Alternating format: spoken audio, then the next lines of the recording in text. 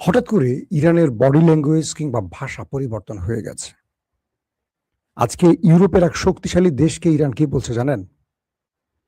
যারা কদিন আগেও আমাদের অপমান অপদস্থ করত, আমাদেরকে পাত্তাই দিত না, তারা আমাদের পায়ের কাছে লুটিয়ে পড়ছে। বুঝছেন কি বলছে ইরান? পাশাপাশি ইরানের যে প্রস্তাবনাগুলো পাঠানো হয়েছিল আমেরিকাতে, এগুলো আমেরিকার পক্ষ থেকে রিজেক্ট করে দেয়া হয়েছে। ৩ নম্বর গুরুত্বপূর্ণ খবর হলো ইরানের ভেতরে আবারও রেজিম চেঞ্জ, সরকার পরিবর্তনের নীল নকশা আঁকছে আমেরিকা, ইসরায়েল। পাশাপাশি হরমুজ প্রণালী ঘিরে কি চলছে দুটো দেশের মধ্যে, অনেকগুলো বিষয় আজকে থাকবে আলোচনায়। প্রথম যে আলোচনাটা দিয়ে শুরু করতে চাই, আমেরিকা এমন একটা চাপের মধ্যে আছে যে চাপটা আমেরিকা বিশ্বের কাছে প্রকাশ করতে পারছে না, কিন্তু বিশ্ব বুঝতে পারছে। মার্কিন যুক্তরাষ্ট্রের ইতিহাসে যখন তারা পরাশক্তি হয়ে দাঁড়িয়েছে, তারপর থেকে এত কঠিন শক্ত চাপে তারা পড়েনি। বজ্র আটনি ফসকা গিরো, একটা কথা আছে না, প্রবাদ, অনেকটা এরকম। সোভিয়েত ইউনিয়ন, পুরো পৃথিবী তাদের হাতের মুঠোয় ছিল, কন্ট্রোলে ছিল। পৃথিবীর সবচেয়ে বড় পরাশক্তি ছিল সোভিয়েত ইউনিয়ন। তারা যখন আফগানের সাথে যুদ্ধটা শুরু করলো, খুব মন দিয়ে শুনবেন এই কথাগুলো, তারা যখন আফগানের সাথে যুদ্ধটা শুরু করলো, আমেরিকা তাদের সকল প্রক্সি বাহিনী নামিয়ে আফগানকে সমর্থন দিল। কি দাঁড়ালো? সোভিয়েত লম্বা সময় যুদ্ধ করতে করতে একটা সময় সোভিয়েত ভেঙে গেল, সোভিয়েত দুর্বল হয়ে গেল, আজকে রাশিয়া হয়ে গেল। এরপর থেকে পরাশক্তির চেয়ারে বসলো আমেরিকা। এই মুহূর্তে আমেরিকার পরপর যদি কোনো রাষ্ট্রকে ধরা হয়, সেটা হলো চীন। তৃতীয় সারিতে গিয়ে রাশিয়া পড়ে, অথচ একটা সময় পুরো পৃথিবীর কন্ট্রোল ছিল রাশিয়ার হাতে। ঠিক রাশিয়ার ভাগ্য বরণ করতে যাচ্ছে কি আমেরিকা? এই প্রশ্নটি এখন সবচেয়ে জোরে সরে আসছে, কারণ আমেরিকা ইরানের সাথে লড়াই করে পুরো পৃথিবীর কাছে যে নাকানি চুবানি খেয়েছে, এটা নতুন করে আর বলার কিছু নেই। ন্যাটোর মতো দেশ আজকে কি করেছে জানেন? ন্যাটোর নতুন একটি বৈঠক হবার কথা ছিল, ন্যাটো সামিট বা ন্যাটোর একটা বড় গুরুত্বপূর্ণ ইভেন্ট হওয়ার কথা। ন্যাটো ডোনাল্ড ট্রাম্পের ভয়ে সেই সামিট বাতিল করে দিচ্ছে। বলা হচ্ছে, যদিও তারা বলেনি ডোনাল্ড ট্রাম্পের জন্য বাতিল করছে, তারা বলছে বর্তমান প্রেক্ষাপটে এই মুহূর্তে ন্যাটোর বৈঠকটি খুব বেশি গুরুত্বপূর্ণ নয়। ন্যাটো আসলে ভয় পাচ্ছে কি জানেন? যে ন্যাটোর সামিট হলে ট্রাম্প সেখানে আসবে এবং উল্টাপাল্টা এমন কিছু করবে বা বলবে যাতে ন্যাটো আরো দুর্বল হয়ে পড়বে।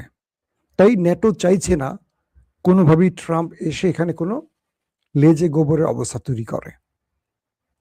তো ন্যাটোর মতো একটি সংস্থা ট্রাম্পের কারণে তাদের সামিট যদি বাতিল করে, তাহলে বাকিটার কি বলার থাকে? যে ন্যাটোর মূল শক্তি হলো আমেরিকা।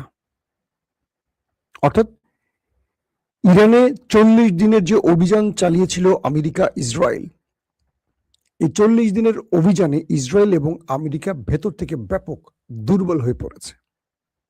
বলা হচ্ছে আমেরিকার মতো পরাশক্তি তাদের বিশাল মিসাইল ভান্ডার শেষ করে ফেলেছে, তাদের অস্ত্র ভান্ডার অনেকটা খালি করে ফেলেছে এক ইরানের বিরুদ্ধে লড়াই করতে গিয়ে।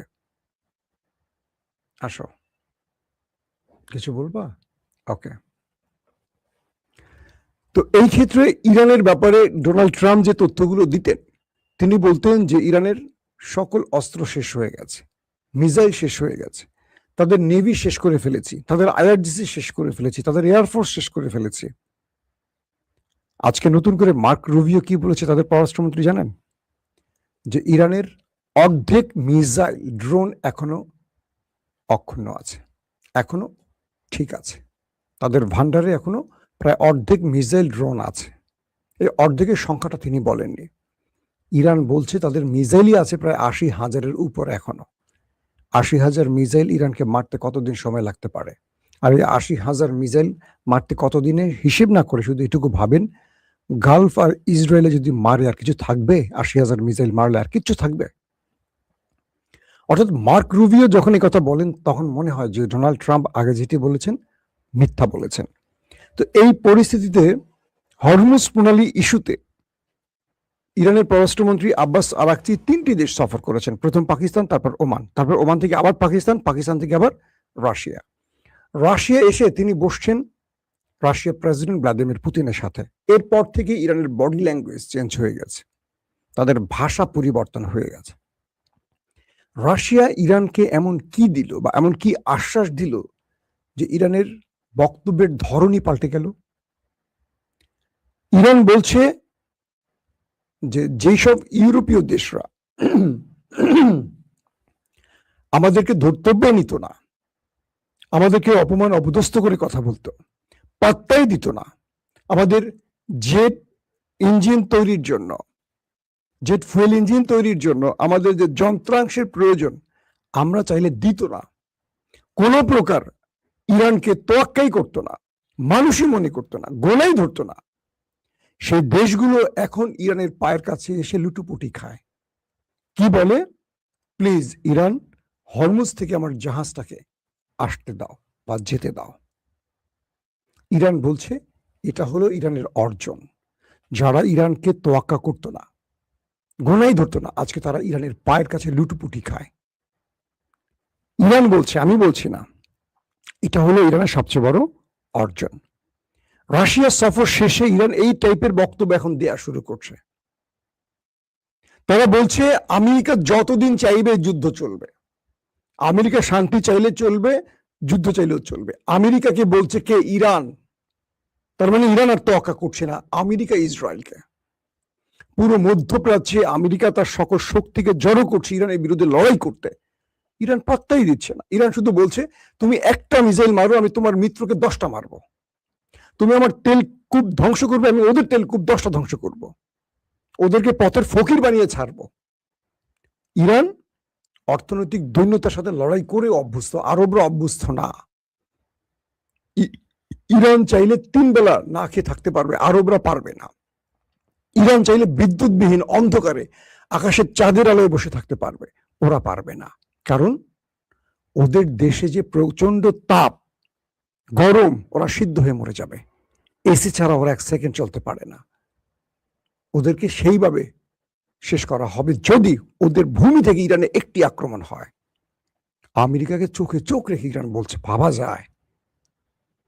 এই মুহূর্তে ইরান চাইছে আমেরিকাকে সোভিয়েত ইউনিয়নের মতো ভেঙে রাশিয়া বানাতে। পৃথিবীর বহু দেশ ইরানের এই অবস্থাতে তারা রীতিমতো অবাক হয়ে গেছে যে ইরান কি করে আমেরিকাকে পাত্তাই দিচ্ছে না। ডোনাল্ড ট্রাম্প রেড টেলিফোনের কাছে বসে আছেন, ঘুমোচ্ছেন না। একটা টেলিফোন আসবে ইরানের পক্ষ থেকে, তিনি শুধু চাচ্ছেন ইরানের পক্ষ থেকে একটি টেলিফোন আসুক, একটি স্রেফ, শুধু বলুক ট্রাম্প যুদ্ধটা বন্ধ করো। তিনি গণমাধ্যমে বলবে আমাকে ইরান অনুরোধ করেছে যুদ্ধ বন্ধের জন্য, আমার বিজয় হয়েছে, বিজয় হয়েছে, আমি জিতে গেছি, ট্রফি আমার, খেলা শেষ, যুদ্ধ বন্ধ করে দেবে ট্রাম্প। কারণ কয়েক মাস পর মধ্যবর্তী নির্বাচন ট্রাম্পের, ট্রাম্প হেরে যাচ্ছেন। এক ইসরায়েলের ফাঁদে পা দিয়ে ইরানের বিরুদ্ধে লড়াই করতে এসে ট্রাম্পের জনপ্রিয়তা একদম ধপাস করে নিচে নেমে গেছে।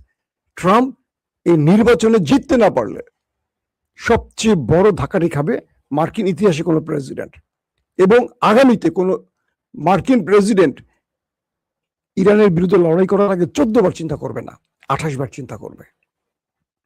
ইরান এই ধাক্কাটি আমেরিকাকে দিতে চাচ্ছে, কল্পনা করতে পারেন? আজকের আরেকটি গুরুত্বপূর্ণ খবর কি জানেন?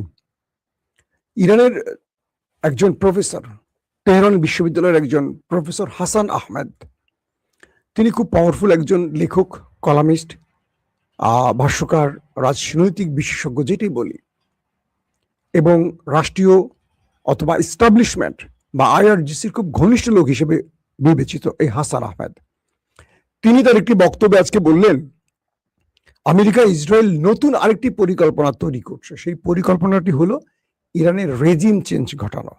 অর্থাৎ আমেরিকা ইরানের রেজিম চেঞ্জ ঘটাতে গিয়ে যে ব্যর্থ হয়েছে সেটাকে তারা আবার নতুন করে রিশাফল করে আবার তারা এগোতে চায়।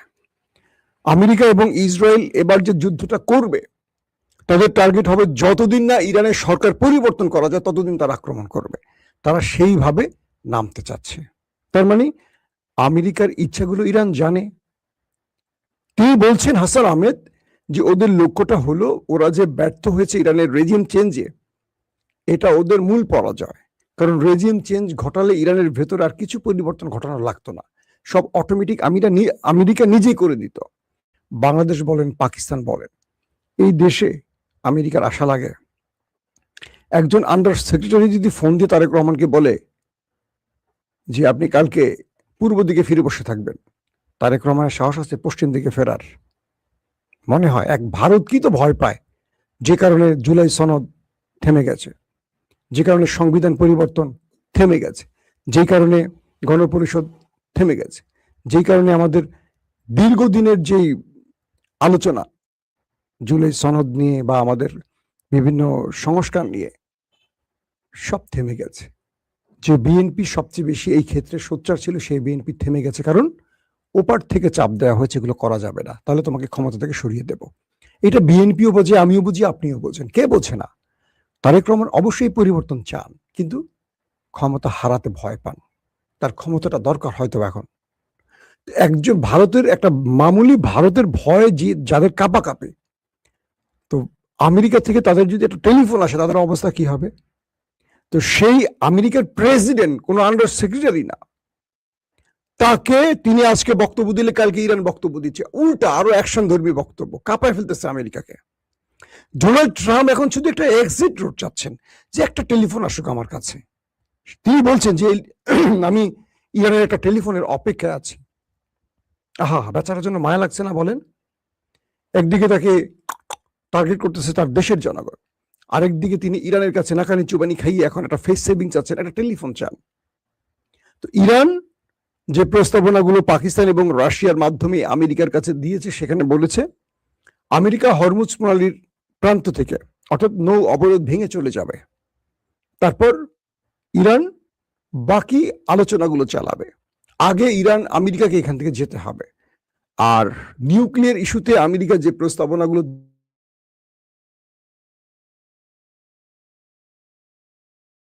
ইস্যু নিয়ে আমাদের আলোচনা হবে, আমেরিকার উপর নিষেধাজ্ঞা প্রত্যাহার, এগুলো নিয়ে আমাদের আলোচনা হবে। কি ইরানের উপর নিষেধাজ্ঞা প্রত্যাহার, ইরানের অর্থ ফেরত আনা, মানে যতগুলো 10টা শর্তের 9টা শর্ত নিয়ে আমরা আলোচনা করব, বা 10টা নিয়েই করব। তারপরে যদি সময় সুযোগ হয় আমরা নিউক্লিয়ার নিয়ে আলোচনা করতে পারি। মানে ইরানের টাইপটা বুঝতে পারছেন? মার্ক রুবিও বলছে যে না, তোমাদের এই প্রস্তাবনা রিজেক্ট, মার্কিন পররাষ্ট্রমন্ত্রী। তার মানে ইরানও খেলছে, আমেরিকা বুঝতে পারছে ইরান আমাকে বিশ্বের কাছে নত করে দেখাতে চায়। আমেরিকা বুঝতে পারছে যে ইরানের মূল টার্গেট হলো আমাকে সোভিয়েত ভেঙে রাশিয়া বানাবে, সেই কাজটি করছে। আমার অর্থনীতিক, আমার ডলারকে পতন ঘটিয়ে ইউয়ানকে উঠাবে, আমার বিশ্বের যে খবরদারির ক্ষমতা সেটাকে লুপ্ত করতে চায়, আমাকে মধ্যপ্রাচ্য থেকে বের করে দিতে চায়। তো ইরান এটা করতে চায়, আমেরিকা এটাকে রক্ষা করে ইরানের সাথে একটা ফেস সেভিং চায়, কিন্তু ইরান রাজি না। তার মানে কি, এই যুদ্ধে বুঝতে পারছেন ইরান এখনো মাঠে আছে, আমেরিকা পালাতে চায়, একদম ডাইরেক্ট হিসেবে। আসেন, এখন যে বিষয়টি তৈরি হয়েছে যে আজকে গত রাতে ডোনাল্ড ট্রাম্প গুরুত্বপূর্ণ মিটিং করছেন তার জরুরি ক্যাবিনেট নিয়ে। সেই ক্যাবিনেটে তিনি ইরানের বিরুদ্ধে কি করবেন না করবেন, যুদ্ধের পুরো বিষয় নিয়ে আলোচনা করেছেন। হয়তো আজকে ঘুম থেকে উঠে তার কিছু বক্তব্য আমরা পাবো। আবার আমেরিকা বলছে যে, মানে আমেরিকা আবারও ইরানকে বলছে যে আমরা সম্মুখ ভাবে আসে আমরা আবার আলোচনায় বসে। আমেরিকা আসলে আলোচনা চাচ্ছে এখন, ইরান আলোচনা চাচ্ছে না। ইরান বলছে তুমি আগে যাও, তুমি যে সাগরের নৌ অবরোধ দিয়ে বসে আছো এখান থেকে ভাগো, তারপর আলোচনা। এখন সমস্যাটা বেঁধে গেছে কি জানেন? যদি ডোনাল্ড ট্রাম্প চলে যায়, পুরো পৃথিবীর গণমাধ্যম আমেরিকাকে ধপাস করে নিচে ফেলে দেবে, যে ইরানের কাছে আমেরিকার পরাজয়। এই একটি শব্দ শিরোনাম হবে বলেই আমেরিকা কি করবে শেষ পর্যন্ত বুঝতে পারছে না। তাই ওই যে তেহরান বিশ্ববিদ্যালয়ের প্রফেসর হাসান আহমেদ বললেন যে ওদের টার্গেট এখন ইরানের আবার রেজিম চেঞ্জ ঘটানো, তাই ওরা সর্বোপরি কাজ করছে, এবং যতদিন ইরানের ভেতরে রেজিম চেঞ্জ ঘটাতে না পারবে তারা লড়াইটা অব্যাহত রাখবে, যুদ্ধ চালাবে। ইরান, সে ইরানের প্রফেসর বলছে ওরা জানে না যে ইরান কিভাবে প্রস্তুতি নিয়েছে। বিগত 40 দিনের যুদ্ধে কারা পরাজিত হয়েছে বিশ্ব জেনে গেছে। আগামী দীর্ঘ সময়ের যুদ্ধে কারা জিতবে সেটা পৃথিবী দেখবে। তিনি বলছেন ইরানের 3 কোটি মানুষ যুদ্ধের জন্য প্রস্তুত। কল্পনা করা যায় একটা দেশের 3 কোটি মানুষ যুদ্ধের জন্য প্রস্তুত, যারা এক ডাকে নেমে আসবে।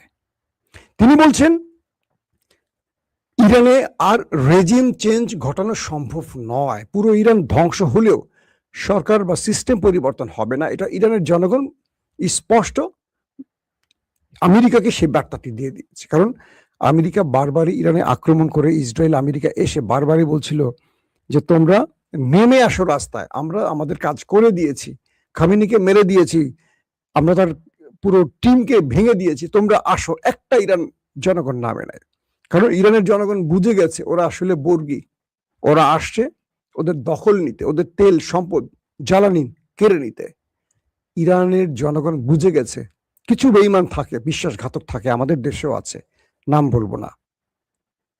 বেঈমান বিশ্বাসঘাতক থাকবে, তারা ক্ষমতার জন্য সব পারে, তো তারা আছেন, কিন্তু তাদের সংখ্যাটা খুব কম। তারা মাঠে নামলে যাদের সংখ্যাটা বেশি তারা পিষে ফেলবে।